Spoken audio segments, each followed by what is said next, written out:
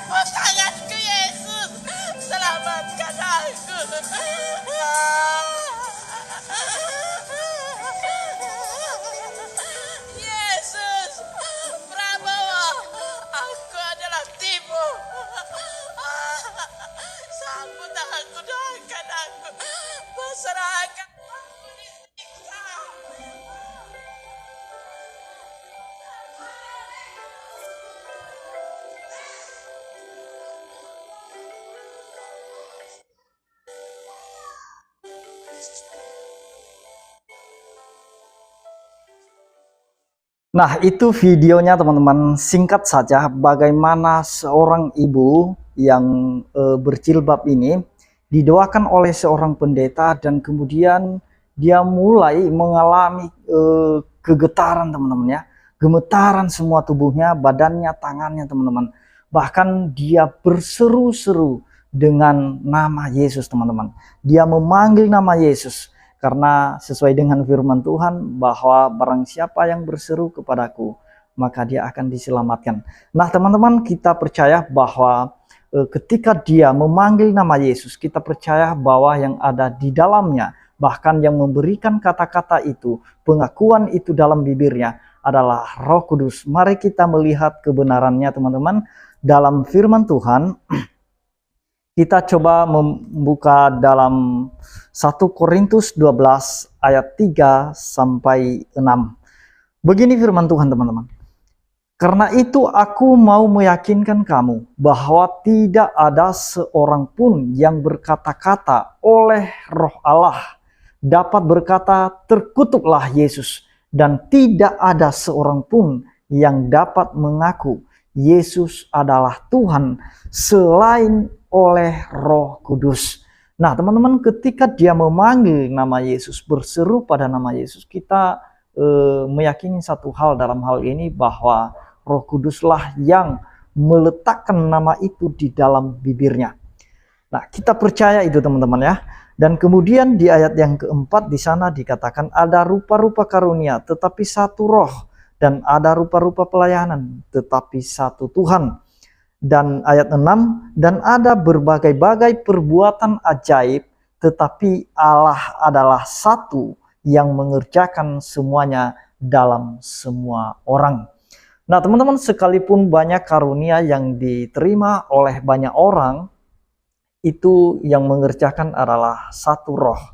Dan pelayanan apapun yang dikerjakan oleh hamba-hamba Tuhan, kita percaya bahwa Tuhanlah yang mengerjakannya. Dan keajaiban apapun yang dialami oleh setiap orang ketika didoakan dalam nama Yesus, kita percaya bahwa Allah adalah satu yang mengerjakan semua itu di dalam orang itu.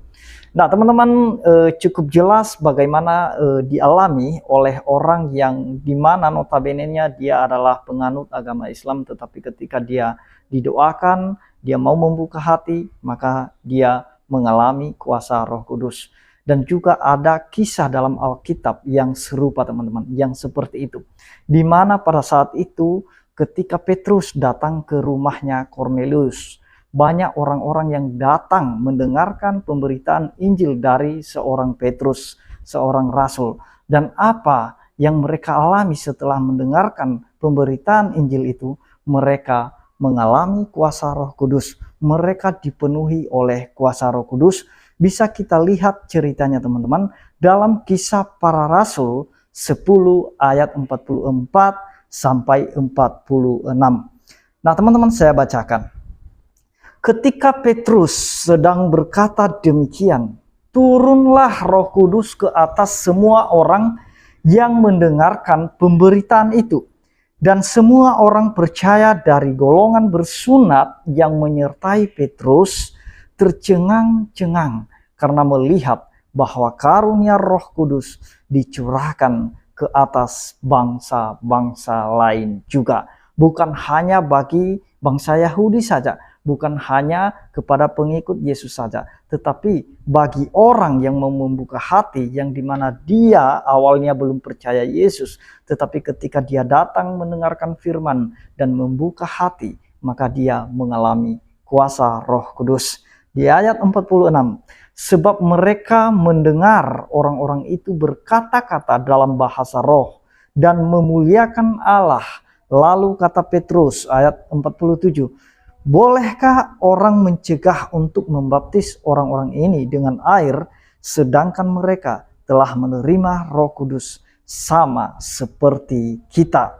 Baru ayat 48, lalu ia menyuruh mereka dibaptis dalam nama Yesus Kristus. Kemudian mereka meminta Petrus supaya ia tinggal beberapa hari lagi bersama-sama dengan mereka. Betapa sukacitanya, betapa senangnya mereka ketika Petrus memberitakan Injil kepada mereka. Kabar sukacita itu, kabar baik itu.